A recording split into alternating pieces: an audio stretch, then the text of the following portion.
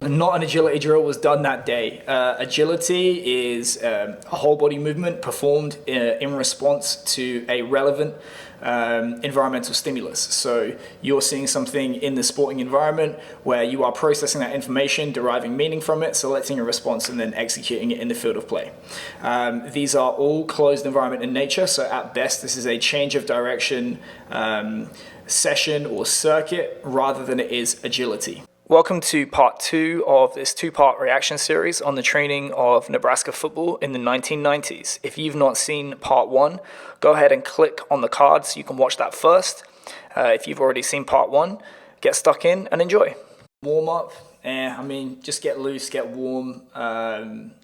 If it was my athlete doing the demo for that video, I'd give him a slap just because some of them are pretty sloppy, but it is what it is. In terms of the running mechanics drills, arm mechanics, if you look at the way the arms function during sprinting, it's not going to be this like 90-degree angle the whole time. There's going to be extension as you come back, and there's going to be flexion as you come forward. So this seated arm drill is horrible. Don't like it, never do it. And also the idea that you're just going to concentrate on that arm action without considering the action of the contralateral leg. Mistake in my opinion, wouldn't do it. I'd also they've included fly 30s there. Fly 30s as a drill is crazy intense. To me, top speed at sprinting is one of the riskiest, most intensive things that you can do for the neuromuscular system. And to sustain that for 30 yards is it's like a nuclear bomb of sprinting stimuli. So just kind of chucking it in there without the context of, well, how do you get to that point? I think there's probably a good explanation for that, but to just a random person seeing that video for the first time and then going, okay, seated arm drills to a fly 30, a little bit risky. And my personal preference is with the Chubb Club, the Lineman, is that we never actually would do flies with those guys. We would build them up to about a 20 or a 30 from a standstill. And once they get to that point, then we would just keep in the longer accels and then have a loaded accel day in the form of prowlers or sleds. To me, the juice is just not worth the squeeze. Most football players anyway, with the exception of special teams, will never get up to top speed, and certainly the linemen will not. Most linemen, the highest speed they achieve, especially the O-line, is going to be running to the bench in between series. So they're using plyometrics, they're using jumping exercises, bounding exercises. You still have teams today that don't do this stuff, that rely exclusively on weightlifting and sometimes just strength-orientated weightlifting rather than even ballistic lifting. So very good, ahead of its time. What I also like is that they're using a variety of exercises, so long coupling, short coupling, unilateral, bilateral, horizontally orientated, vertically orientated, and they're talking about an accumulation of volume from week to week to week, which I think is very important to get that base that you achieve first before you start to intensify efforts. What I would not do here is use the progression that they've outlined. So, for example, going from a unilateral bounding exercise to a bilateral over hurdles exercise. Truthfully, the ground reaction force is probably going to be higher in the bounding exercise than the hurdle jump or hop exercise. So it doesn't really make sense for me to go from one to the other. But I do like that they have a blend of exercises there. I would just probably look at how they're progressed, and I would also be wary of using some of those exercises again with guys that are upwards of 300 pounds, and there's just no stretch shortening cycle component to what it is they're doing on the field. So it may be fine to have a variety of plyometric exercises for linemen, but my personal preference in the past has been to do those extensively rather than intensively. Most agility drills emphasize quick changes of direction and footwork while maintaining control of the body. Not an agility drill was done that day. Agility is a whole body movement performed in response to a relevant environmental stimulus. So you're seeing something in the sporting environment where you are processing that information, deriving meaning from it, selecting a response, and then executing it in the field of play. These are all closed environment in nature, so at best this is a change of direction session or circuit rather than it is agility. I would also question the value of rope drills and kind of like ladder drills because of the foot action that we're reinforcing. This upright posture where you're lifting up the knee high. If you are a running back, for example, this is going to be horrible because you want your foot in contact with the floor more often than it is not during acceleration, and you also want a low center of gravity because the second you start to raise that knee up and stand up, you're going to make yourself a very easy target to get hit. If the argument is going to be, well, okay, we're doing these drills because we want them in an upright posture with a high knee like top speed, why aren't we exposing them to the forces and the speeds in the different body segments of top speed? Because that's probably going to be a lot more specific than what we're seeing in this section of the video. Again, these bag drills where guys are bent over at the waist, hitting the bag or on one arm, going around in a circle.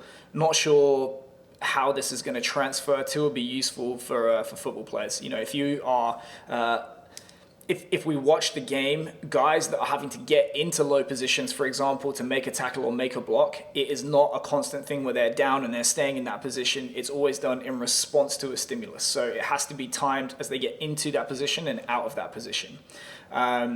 If you go in too high, that's a lesson that you learn very, very quickly because you get knocked on your ass. So I really don't think it's something that has to be taught. It's more of a timing thing rather than they need to learn this and have this ability thing.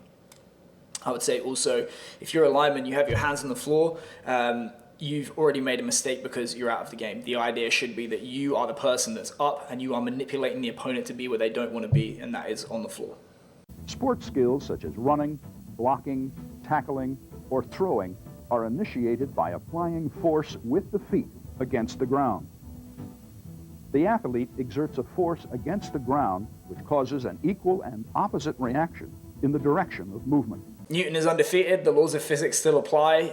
If you want to create a change in momentum, that being your body or the body of the opponent, you're going to need a lot of force. You're going to need to apply it in the right direction. You're going to have to push in the opposite direction that you want to go to take advantage of Newton's third law of motion. Straight away, the diagram that they've used to illustrate this is exactly why I don't like the Olympic lifts for football players. Presumably, the guy in the video has been doing this for years and years and years under Boyd Epley. They have picked somebody that is technically proficient to be their example of how these lifts should be done so that it can be shared on video. And you still see a guy that's getting into this like hyperextended lumbar position. And when he is catching the bar, he's not catching it in a rack where there's going to be this groove in his shoulder that the bar rests in. He's actually catching it in his wrists first, getting that bend in his wrist, and then he's using his elbow to get into that rack position. So despite all this, you're still seeing those little errors that are really going to aggravate guys, especially when they're in season. Wrists, shoulders, elbows are beaten up, and you're always going to have that bell curve of ability. So if this guy is one of the good ones, you can bet there's going to be a lot of people that are way worse than this. It's going to be way uglier. So I understand that you can use them, they can be effective, but it's for reasons like this that I do not like to use Olympic lift variations with football players. This can be demonstrated by seeing how far you can throw a football with your feet off the ground as compared to throwing with your feet on the ground. This is absolutely my favorite section of the video for two reasons. One, the coach's outfit. The shorts are perfect. Second is the fact that they went to all of this effort just to demonstrate that you can throw less distance when you don't use your legs. So they actually went to the trouble of rigging this guy up when they could have just got him to kneel down and say, right, throw the ball. The force goes into the ground, allowing the athlete to throw the ball with more force. The more force you can apply against the ground, the faster you can run, and the more effective you will be in blocking and tackling skills. A little bit overly simplistic. Yes, it's true that if you apply more force, you're going to jump higher, run faster, hit harder, and so on. But the key caveat here is that it's if you can produce more force in the context of the skill that you're trying to enhance. And it's quite a big leap to go from, well, we've increased force production in the context of a training exercise, and it's naturally going to transfer to the field. We know this to not be the case. more and more as the athlete's training age increases, you must be training in a more and more specific fashion if you want to see transfer to the competition exercise. So yes, it's true that you can increase performance in on-field movement by increasing barbell strength, but is mostly a reflection of the athlete's training age, and you're going to see this effect most in novice and intermediate athletes. Multiple muscle groups are recruited in the proper order, causing joint actions at the ankles, knees, hips, shoulders, and elbows.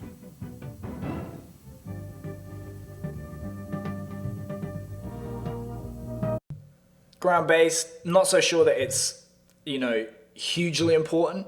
It is obviously important to use multi-joint exercises because that's going to pose more of a stressor to the central nervous system, and you are going to get that sequencing in the various joints of the body as you produce force against a source of resistance. That is very, very true, and they use a decent example in the video of the push press or the push jerk and a vertical jump. So having that sequencing between the hip, knee, and ankle. However, if we go back to the previous point, we said, well, you need to increase force production in the core lifts in order to see improved performance in on-field movements. A classic example where you see this is not the case because of sequencing is where coaches will advocate more for a lower bar style of squatting and a lot more hip dominant style of squatting, simply to fluff the numbers and push up that 1RM with the assumption that it's going to transfer to the field of play, but you're actually grooving a motor pattern where the sequencing is thrown off and it isn't going to transfer to things like jumping specifically because of the exercise that you used. Most sports skills require the involvement of several muscle actions functioning in cooperation. For example, squatting with free weights requires that your back and stomach muscles stabilize the torso isometrically. This allows the leg and hip muscles to become the prime movers in the squatting action. Two aspects of this that I think are grossly overstated and overblown. One is ground-based. I don't think the body is clever enough to distinguish between, being upright and being sat down. It mostly just responds to stress and load. So load is going to be way more important than how the body weight is controlled during an exercise. Another thing is this idea of isolation versus compound exercises. I can't prove it, but my theory is that you could train every single joint action individually in the gym as long as you created a ton of stress and load, and you were still sprinting, jumping, throwing, playing the sport, wrestling. You would see no difference in the transfer to the field from like a ground-based compound exercise program in the gym. The difference is time and efficiency. If you can hit all of those different actions and train those different muscles with one exercise, it's way more time efficient to do that, and it's still a good thing to do. I just don't think it's as important as we would like to make out. The same goes for stabilization. The idea that somehow the stabilizers and the synergists just suddenly switch off when you sit down on a leg press. If you load up a leg press with 1,000 pounds, guess what? Every muscle in your body is pretty much going to be contracting to get that load away from you. Likewise, again, you are doing way more stabilizing when you sprint, when you change direction, when you jump, when you land, when you wrestle, when you play the sport than you will in any gym exercise. So the idea that not training with free weights and not getting the tiny extra benefit of stabilization in those exercises is going to have any real impact on the field, I think is grossly overstated. More physiology, won't go into it. Again, size principle is sound physiology. There are teams today that don't understand the importance of the size principle, the idea that you cannot create training adaptations until you fatigue muscle fibers, and you cannot fatigue muscle fibers until they've been recruited, and the biggest potential for adaptation and improvement in speed, strength, and power comes from high threshold motor units, which have to be tapped into with a ton of force, a ton of speed, or a combination thereof. So very, very sound. Doesn't mean that there's not a place for slower tempo lifting, like pump style bodybuilding training, but definitely if you have a program which is missing that high load, high speed or combination lifting, that you are leaving money on the table. And you see a couple of examples quite commonly in high school and college football where this mistake is made, where it's all, bodybuilding, get a pump, never lift anything heavy or fast, or it's crazy powerlifting, grind, failure. And then, of course, you have the Navy SEAL bullshit where nothing is ever heavy, but it's a ton of activity. It's busyness rather than effectiveness. So again, ahead of its time, and there are teams that could learn from this today. And then the final section of this video is just them going over a few of the core exercises that they base their program around, going over the technique, spotting and stuff like that. So we can skim over that and just kind of sum up this video. I think one thing that you have to consider is that, well, yes, there's going to be things that I might disagree with how Boyd Epley did 30 years ago. It might be that Boyd Epley disagrees today with how Boyd Epley used to do things 30 years ago. So it's not necessarily a criticism. It's just a difference of opinion, and it might be reflective of how the field has evolved in that time since. But as you've seen and as I've said, there is a ton in this video that is still true today, is still valuable today, and that many teams, many coaches, many departments could learn from and incorporate into their programs today and be better for it. And another thing that you have to consider is that it's very, very easy 30 years hence to look back with hindsight and say, oh, well, this is wrong and this is wrong and this is wrong. But you have to remember is that this guy was the first strength coach in college football ever. So he's basically at the cutting edge of what he's doing at the time. And he doesn't have someone to say, well, think about this, think about this, think about this. He's having to learn and make those mistakes and evolve the program as he goes along, which obviously is a much, much harder task to do. So you really have to take your hat off to him and congratulate him on starting this program up, building it, and then obviously the success that followed from it with 5 national championships. So I hope you like this quick reaction video that I did. If you've enjoyed it and you'd like to see more, let me know. And as I said, please like, subscribe, share, comment, and I'll be back soon. Thanks. Congratulations on making it to the end of the video. Why don't you celebrate by watching more just like it? You can also help us on our quest to placate the algorithm gods by liking, sharing, subscribing, and commenting. Thanks.